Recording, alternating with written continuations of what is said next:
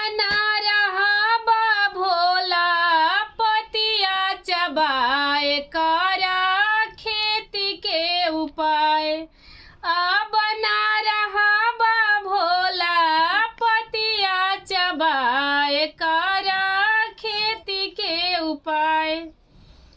के करा से हाल मंगबा के करा से कुदार करबा खेती के उपाय। के करा से बिया मंगबा अरज लगाए करबा खेती के उपाय। राम जी से हाल मांगी लक्ष्मण से कुदार करी खेती के उपाय।